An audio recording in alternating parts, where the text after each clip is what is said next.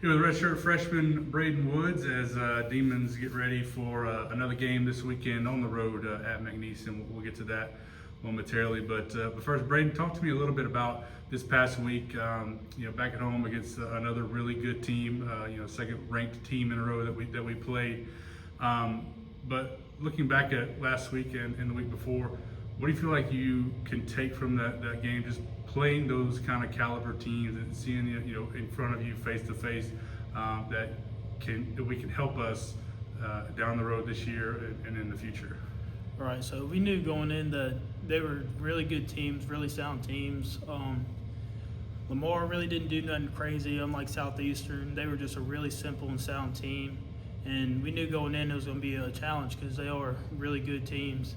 And so we just went in with the mindset, if we play Northwestern State football, we can compete with these guys. And as you could tell from the last game, the first three quarters, we held them to a 3-point game. So it's just a good stepping stone for us and showing what this program can be. And how encouraging is it for especially the defensive line? Because it really seemed like, I think you had a sack, Clinton had a sack, Cam had a sack. We got pressure on them when they did drop back to pass. To be able to take that experience from Southeastern directly into a game against the Marcus, a really good offensive line, and show that immediate kind of progress. Right.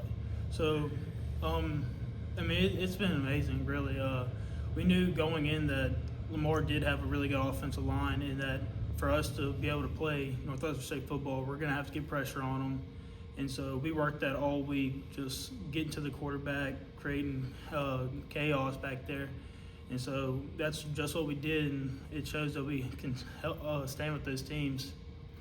Talk to me a little bit about your progression this year specifically. A little bit of a change, in a lot of ways, just because of the amount of injuries that we've had to what we do defensively has given you a bigger opportunity to be a bigger part of the game plan. So take me back to, I think you got your first sack against Minnesota.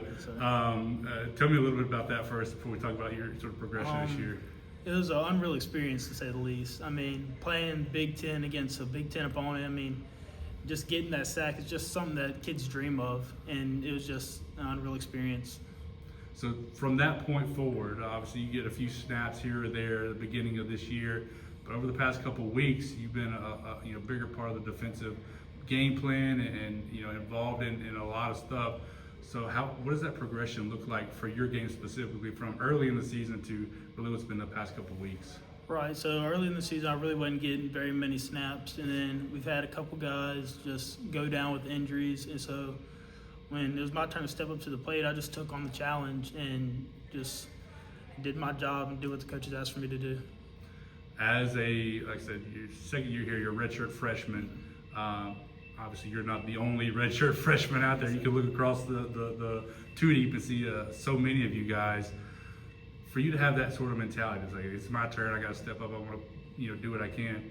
Do you feel like that's a trend among you guys, the redshirt freshmen that coach is kind of building this program on? Yeah, right. So like Coach Corporal says, we are one of the youngest teams in America. So for us young guys, we do have to step up, and I do see that trend a lot in the locker room for younger guys having to step up and compete with these older teams that we're playing, and it's just a great thing to see. Your position group specifically does have the benefit, and unlike some of the others, of having some older guys on that group, like a Cam George that's been around a while. What have you learned from a guy like that you can maybe, when you're in that position in 3 or 4 years, that you can try to impart on the next group of younger guys? Yeah, those guys in the D-line room, they're just great role models and great team leaders. They teach us how to practice, how to do things right, like an older guy is supposed to do, and that's really helped me a lot. And I'm trying to show the younger guys that now.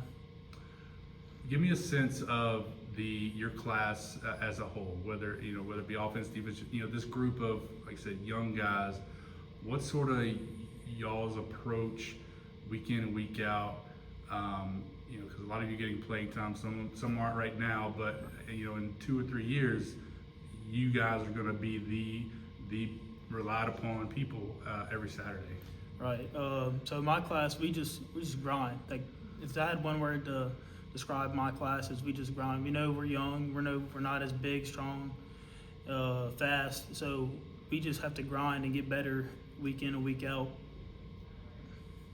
What has been the biggest message that you've gotten from Coach McCorkle, from Coach Connor, about the future and how much of an impact that these experiences now, even though they may be hard in the moment, are going to help 2-3 years down the road? Right. So this week, Coach McCorkle talked about the turning point.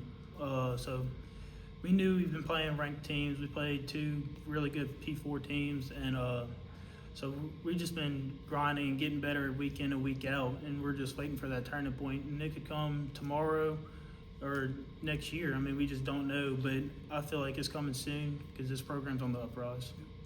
A little bit about this weekend. Talk to me about McNeese.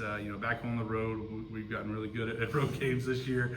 But what are the other conversations about McNeese? Obviously, it's always tough playing on the road in this conference. But what are you guys focused on defensively?